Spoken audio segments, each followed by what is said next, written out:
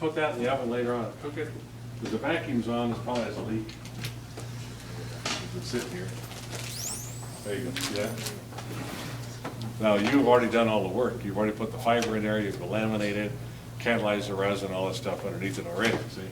So that's, look how tight that is. You try to get rid of those wrinkles, but this takes care of any, what they call bridging that might happen across there, so you have a good part. Beautiful parts, no air. Avoid-free laminate, that's why we vacuum bag, otherwise you're just gonna go lay it up and hope for the best, like making a surfboard, right? This is nylon. Because it's room temperature, this could be polyethylene. You could use a hefty trash bag if you needed to. You could use spray adhesive if you have to hold that bag down, okay? But you have to put vacuum in it somehow, okay? So what we do, because we do a lot of training for aerospace kind of things, I'm gonna go ahead and just use some sealant tape, okay? This is about $3 a roll when they're brand new.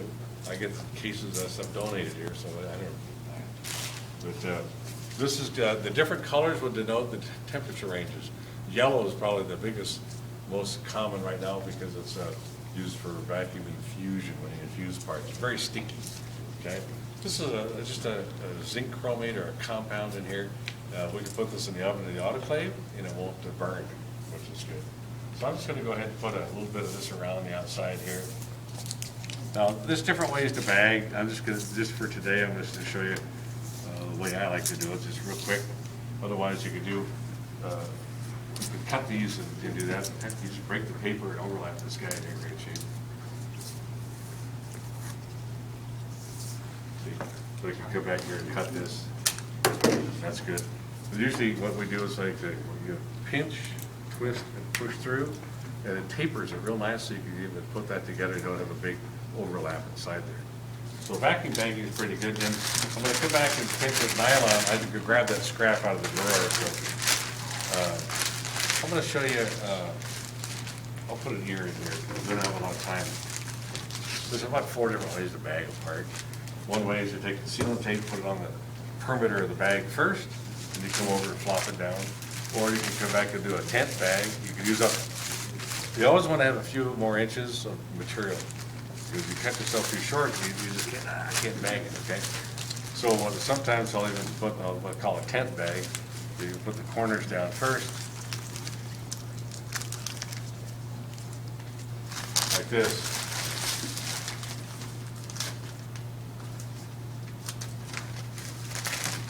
Provided it's all the same dimensions. Okay, so now it's made a tent. Okay, your surface is down, right? All right. So they call it a tent bag, okay? Then from there, I come back and just lay the bag down. And I know I have plenty of bag, which is good. So I'm gonna put it here, right over here. I'll put 2. So I don't need them over here, but I do need a probe. This is called a vacuum probe. It's a through the bag connector, okay? So I'm gonna put this underneath. I'm gonna need, I'll put it right here. Put it right here. Now then we also use something called flash breaker tape. This is all nice if you can afford it or if you have it. This tape you can put in the oven or autoclave. It just holds everything together. It's really nice. These little pieces like this. And this is polyester tape, but it's got really good non-migratory film adhesive. It won't degrade in the oven at 350 degrees. We usually cook at 350. I'm gonna come in here and put this right here. Okay. Now I don't want to put any wrinkles in here. See, don't leave any big wrinkles in places the vacuum can leak. You'll see it in a moment. Okay. Now I'm going to go ahead and put that vacuum in here. That toolbox. Get that toolbox. The yellow toolbox. Good. Do all the vacuum bagging and train everybody in aerospace. That's all you need. Just these tools right here. Is there a specific spot for the? Yeah, I'll show you there. So you need shears. These are shears.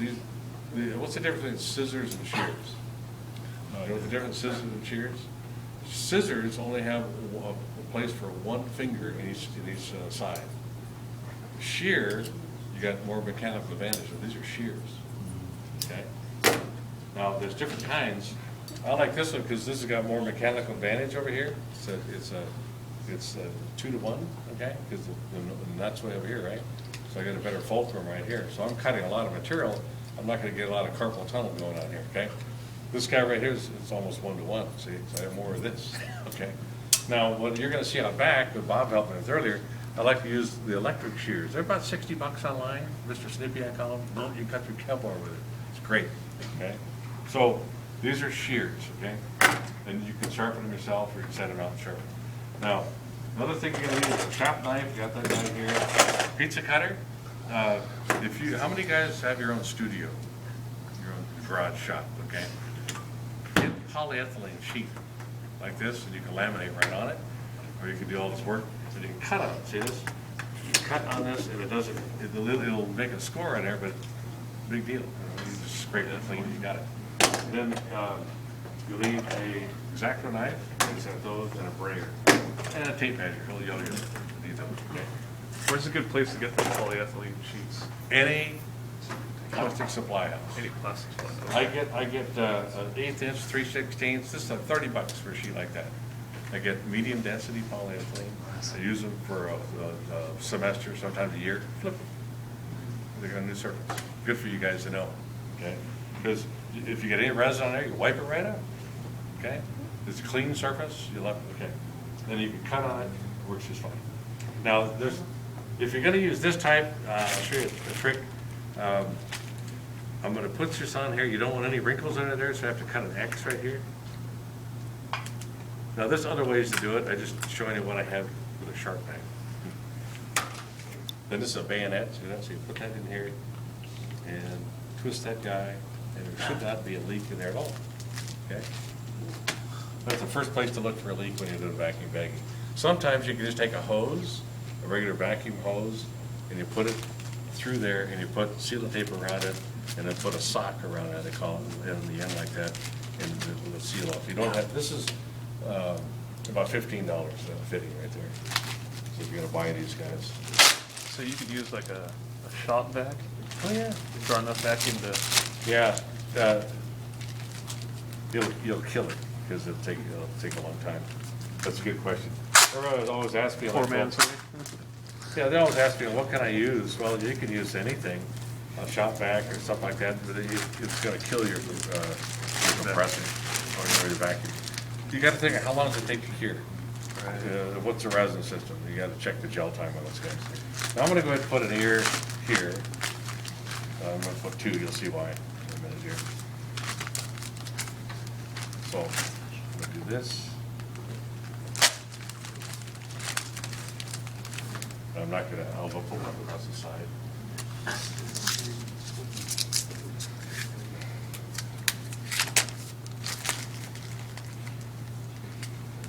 So if this were I don't need these in here, except for I have a part sitting right here. I'll show you in a minute.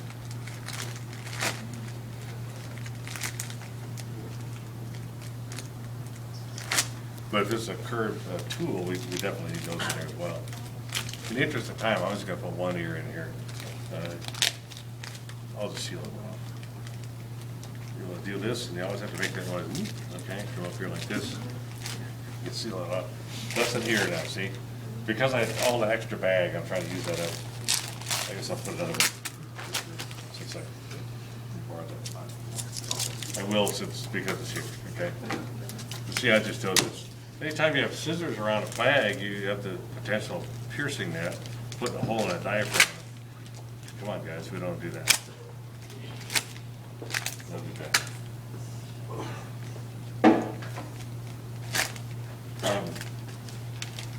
I'm just gonna do this, and we'll move on to the wet bag here in a minute. So we'll show you just how quick this goes.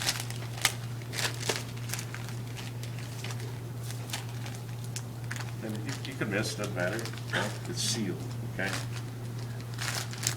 Well, because it's a small product, do this. I'll put an ear on one over here, just to save time here today.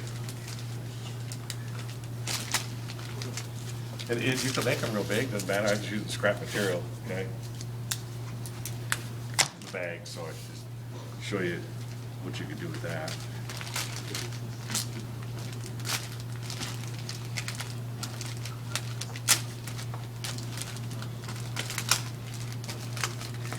Now,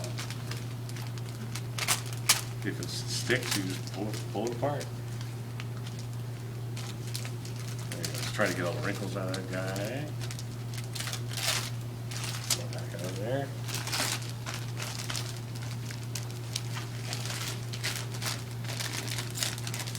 Now, if you have a lot of time, then you work on craftsmanship. You work on making it look pretty, okay? But we don't have a lot of time today. Now I have two, I'm gonna put two across here as well. Two ears right here, I'm gonna move them apart a little bit. You wanna be consistent is the main thing with your bag. Put ear here.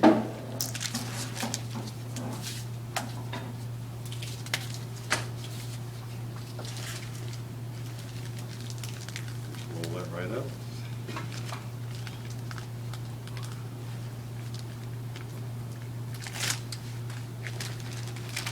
Same height. Okay, good.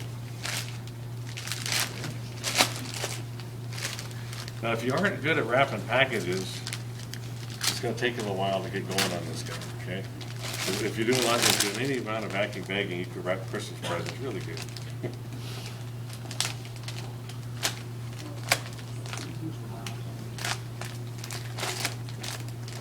Seal it up. One more here. I'll use up all the excess in here.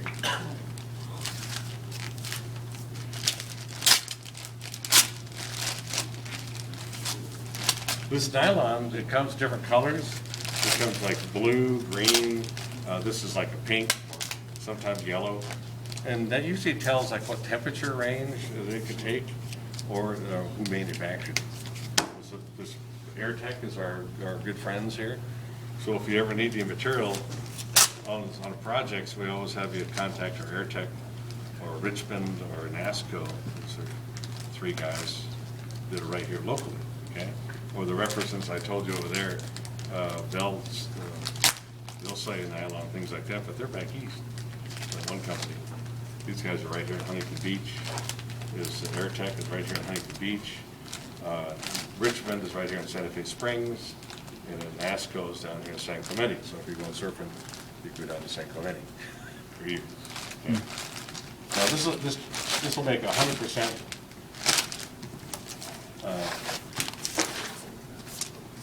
You'll understand 100% in a minute. Just in a minute. Now I have an ear here. I'm going to put the ear over here. Okay. I want to be consistent. That's what I'm trying to do here. I'm going to have a leak there, so I'm going to pull it up, flatten that out. Okay. And the excess is going to be that. Good.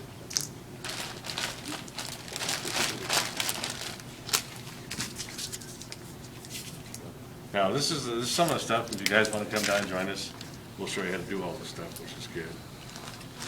Again, we just recently had a couple of Bob students came down here last term and worked at the shop. One of them made a skateboard, the other guy made that helmet that's in the gallery. Which is kind of neat. All right. Okay, now we use this brayer. Let me show you this. See all the air bubbles in the back here? You can't see that on a regular mold or tool, but see that where it crosses like that? That's a vacuum leak. See that? I can push it down once I know it's there. See that? Or I can use a roller. Roll all these guys out. I won't worry about that till now. Now what I'll do is I'll put a little bit of vacuum in here.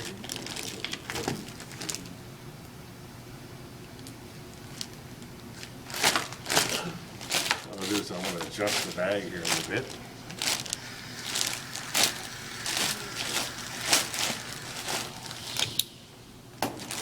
Okay. So this ear is traveling all the way through here. And this ear has to travel all the way through here on this side of the part. And this ear has to travel this way. The excess, I'll tuck it in there. Okay.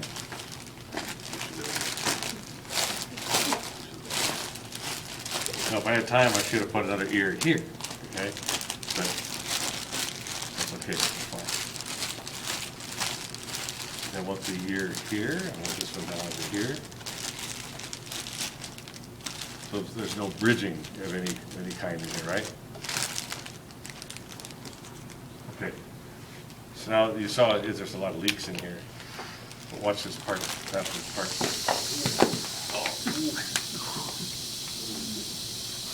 Okay, can you hear those leaks? That's the neat thing about vacuum bagging. You should go down a little more. You run them out. The reason for all the surplus material was to do something big. Have different radiuses. Okay, so that was a hollow can, okay? So I do this because I show people sometimes I want to vacuum bag something, make sure it's not gonna crush, okay? So that's a good can crusher for you right there, right? But normally, all those other parts were made with good tooling that there wasn't any way to crush like that. So that just shows you how much pressure. What you got here is you got, it should be short heated, but anyway, right here, for every square inch, you got 14.7 PSI pushing on the back of that. So that's what crushed that can. You have that on you right now at sea level. We as humans already have 14 PSI on us, right? We just added another, okay? And a closed bag for you. Okay? So that's what vacuum bagging is all about. That's why we use it for a good void-free laminate, and that's how much pressure you can get. It'll actually crush your parts. A lot of guys doing plaster molds, stuff like that, if they're hollow, they're gonna crush. So you have to make sure you foam, you can vacuum bag and foam, works just fine. And when you're doing a wet layup, they have bleeder gloves and things to absorb. And what we're gonna do right now is I'm gonna do a thing, I'm gonna